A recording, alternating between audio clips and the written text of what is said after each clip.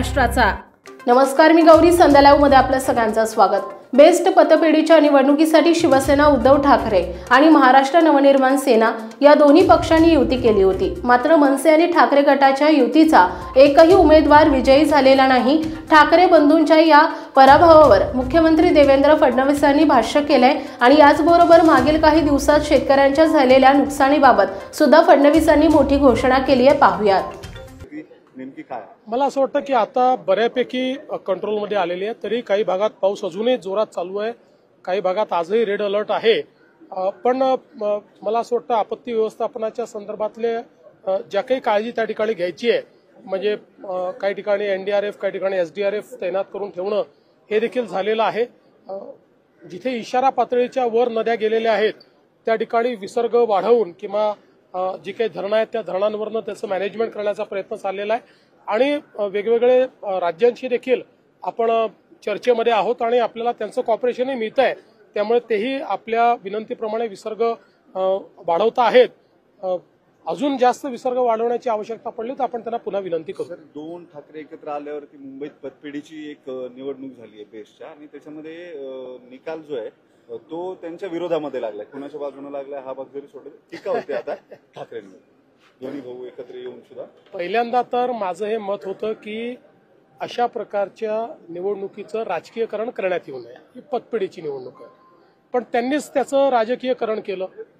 आम्ही म्हणजे आमच्याकडनं शशांक राव तसे आमचेच आहेत आणि प्रसाद लाडाही आमचेच आहेत, ते उभे होते, आम्ही कुठलंही राजकीयकरण त्याचं केलं नाही। पण त्यांनी मात्र आता दोन ठाकरे बंधू एकत्र, आता ब्रँड ठाकरे निवडून येणार, आता अशा प्रकारचं त्यांनी त्याचं राजकीयकरण केलं, पण ते काही लोकांना आवडलेलं दिसत नाही। त्याच्यामुळे त्यांना एकही जागा त्या ठिकाणी मिळालेली नाही। एक प्रकारे म्हणजे या निवडणुकीत तरी त्यांना रिजेक्ट केलेलं आहे, अशा प्रकारे त्या ठिकाणचं चित्र आहे। अर्थात मी पुन्हा सांगतो की मला याचं काही राजकीयकरण करायचं नाही।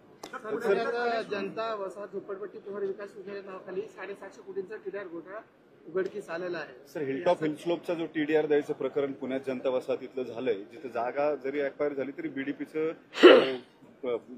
तो सगळा भाग असल्यामुळे, झोनिंग असल्यामुळे बांधकाम करता येत नाही, असं असताना सुद्धा 100% टीडीआर जो आहे तो दिल्याचं प्रकरण उघड झालंय। जवळपास 710 कोटी रुपये इतका टीडीआर तो कॅल्क्युलेट केला जातोय आजच्या घडीला।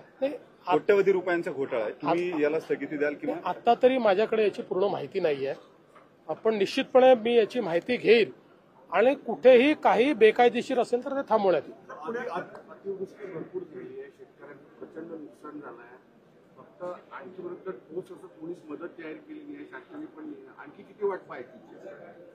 मला असं वाटतं की कालच मी हे जाहीर केलेलं आहे की पंचनामे करून सगळ्यांना मदत केली जाईल। 14 लाख एकर जमीन जी शेतकऱ्यांची आहे तिच्यावरचे पिकं हे पावसामुळे नष्ट झालेले आहेत। आता 2 दिवसापूर्वी पाऊस पडला, काल पाऊस पडला, त्याच्या परवा पाऊस पडला, काय त्याच्या मागच्या आठवड्यात पडला।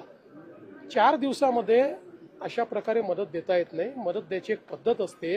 एनडीआरएफ मध्ये अशा प्रकारची मदत देण्याकरता पहिले त्या ठिकाणी पंचनामे करावे लागतात आणि त्या पंचनाम्यानंतरच ती मदत देता येते। पंचनाम्यांचे आदेश दिलेले आहेत, पंचनामे पूर्ण झाल्यानंतर कमीत कमी वेळात ही मदत देता येईल। त्यामुळे मला असं वाटतं की सरकारने कोणीही मागणी न करता याची घोषणा केलेली आहे।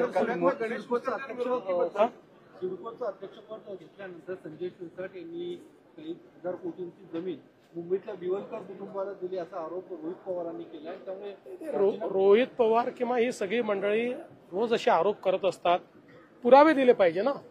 बिना पुराव्याचा आरोप करणं योग्य नाही आहे। अर्थात मी अजून काही ती केस बघितलेली नाही, पण हे कुठलेही पुरावे न पुराव्याने आरोप केले तर मग त्या ठिकाणी मला असं वाटतं की त्याच्यावर इफेक्टिव्ह उत्तर देखील मिळतं।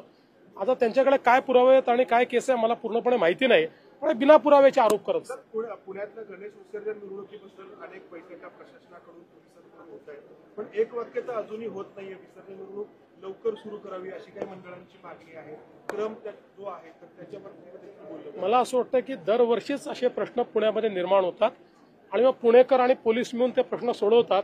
त्याच्याकरता मुख्यमंत्र्याला याची आवश्यकता कधीच पडली नाही आणि यावेळेस पडणार नाही।